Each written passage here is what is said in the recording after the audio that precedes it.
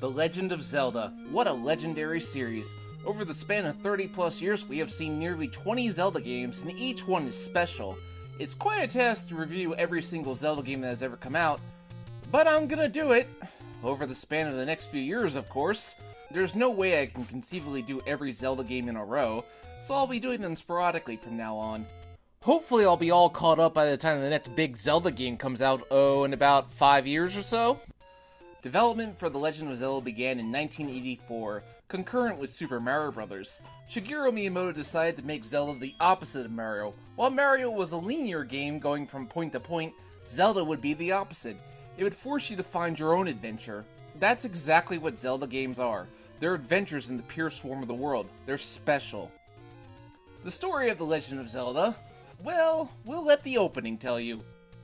Many years ago, Prince Darkness Ganon stole Triforce with power. Princess Zelda... never mind.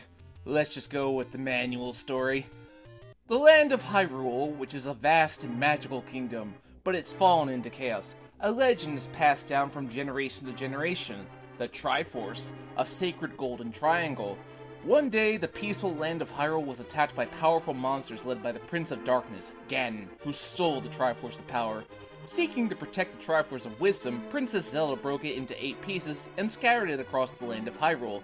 Ganon takes Zelda prisoner, while Zelda's maid Impa sets out to find someone worthy of rescuing Zelda and recovering the Triforce. She is attacked by monsters, and surely would have perished were it not for a young boy named Link.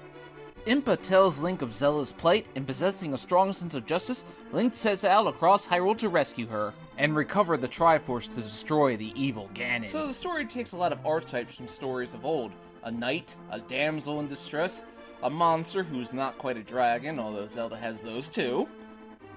So now, all that remains is you and the game. When you start off, you have only a shield. You don't have a weapon to attack, so you always have to enter the cave. An old man tells you, "It's dangerous to go alone. Take this." Thank you. This is probably the only useful thing you'll do in the whole game. There are people who have made it through the whole game without the sword. Now that's hardcore. So what can I say about Link? He controls two-dimensionally. He can only move left, right, up, and down. I mean, this is before we had analog sticks to control characters. Link can only attack in one direction. He can only stab with his sword. Your shield will protect you from attacks, but only if you're not using your sword. Of course, as you go through the game, you get access to various items that will allow Link to become more versatile. The first thing I got was the boomerang. It's a useful tool that allows you to take out flying enemies like Keese. Bombs, which allow Link to blow up walls, but unfortunately they're not very easily identifiable in this game, so you need a guide to determine what you're doing. More on that later. You can get a candle, which allows you to light up dark rooms and allows you to burn things, though you can get hurt by your own flame. Then there's the bow and arrow, which effectively replaces the boomerang when you buy arrows. Unlike later games, you have an unlimited supply of arrows to use. You can get the raft, which allows you to traverse bodies of water, or the step ladder, which allows Link to step over water and lava, so you can get a step ahead. It's also useful when you want to get away from enemies. So what can I say about the game? It's all about traversing Hyrule, finding the 8 dungeons and collecting the Triforce pieces hidden within them. Hyrule is pretty big for a land. You need to do a lot of walking around collecting rupees, the currency in Hyrule. Many times I found my progress thwarted because I didn't have enough rupees to buy all the materials I needed to progress. Fortunately, when you die, your rupees carry over. The Legend of Zelda was one of the first games to make use of a battery, which allows you to save your game. It's also the only way to actually save your game. If you need to save the game, or if you're fearing a power outage, die on purpose. It's the only way to save. No matter how many hearts you collect, Link will always start with 3 hearts when coming back. So you need to go and collect hearts that fall from enemies or fairies if you're lucky. That reminds me, you need to collect heart containers to increase your health, otherwise you are in trouble. You can find heart containers whenever you beat a boss, or you can find them hidden in secret caves. You're always given an offer: do you want a potion or a heart container? The choice is always obvious. Get the heart container. You also better look into gathering the blue ring, which has your damage, and the white sword, which is much better than the wooden sword. Seriously, how does Link fight with a wooden sword? Enemies come in various varieties. All have different colors too. Red ones are pretty weak, but blue ones are stronger and take more hits to kill provided that you don't upgrade. This isn't too bad, except for when you have to fight the Lynels. I always make sure I stun them with a boomerang. But the worst part is always when you fight the Dark Nuts, especially when they're blue, and there's a lot of them. You can't attack them directly, you have to attack them from the side or behind, but they are always moving, so you gotta move too. I died so many times against them. Or you fight Rizros who shoot magic at you, and can take away a good chunk of your life if you're not careful. You gotta get the magic rod, which always allows you to shoot waves of magic, and you don't get punished for using it. That wouldn't last. Another item you get is the recorder. This doesn't seem to serve any purpose, but you need this item. One boss is weak only to the recorder because it'll shrink down to size. When you use it on the overworld, you get to teleport to various dungeons a lot quicker, but it also has a secondary function. Go to a lake here, and play the recorder here, and it'll drain the lake leading to another level. How would you know that unless you had Nintendo Power? Why is the old man so cryptic and so poorly translated? Different times. This game is a guide game. It was all about exploring to find hidden goodies, finding the better weapons. It rewards exploration. It was about talking to your friends on the school bus about where to go, how to beat this one boss. Times were different back then. There was no internet. It was about finding your own fun. At the beginning of the game, you're weak. But by the end, you have all the heart containers, you have the magical sword, no master sword in this game, early installment weirdness at its best, and the big magic shield. You're ready to tackle this game's challenges. In fact, it's a lot like the recently released Breath of the Wild. Actually, in many ways, Breath of the Wild is a remake of this game. The open world to explore, the different colored enemies, the sense of progression. Heck, Link even looks similar to how he does in this game in Breath of the Wild.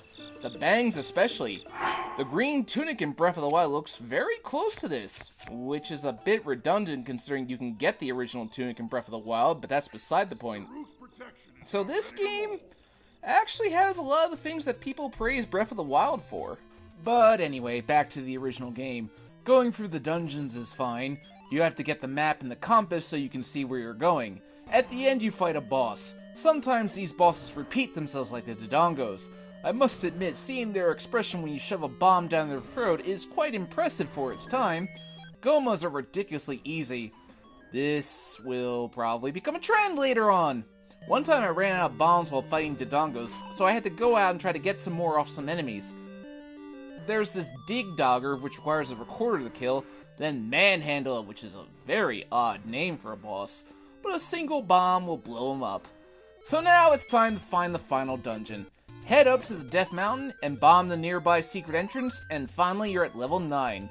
The music gets really intense. You know you're in the final level. But here you have to rely on bombs to open up secret passageways, so you better have upgraded your bomb capacity in the previous dungeons. Ganon's tower is like a maze. The map isn't going to help much. You really need to be using a guide to figure out where to go. Go to the next room! Isn't that exactly what I was going to do anyway? You're no help, old man.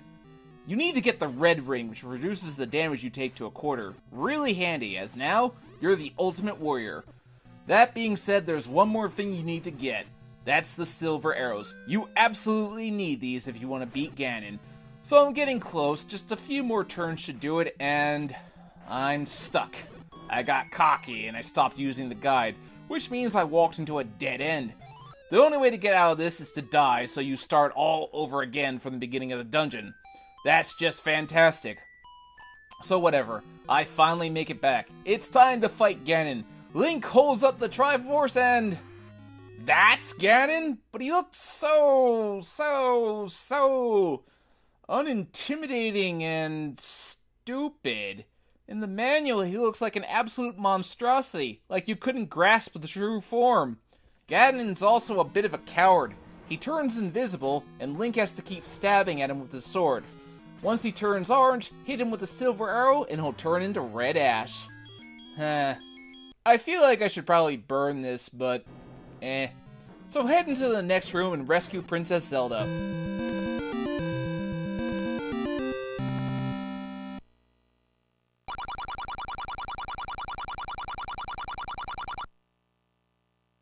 Well, might as well have just said, a winner is you!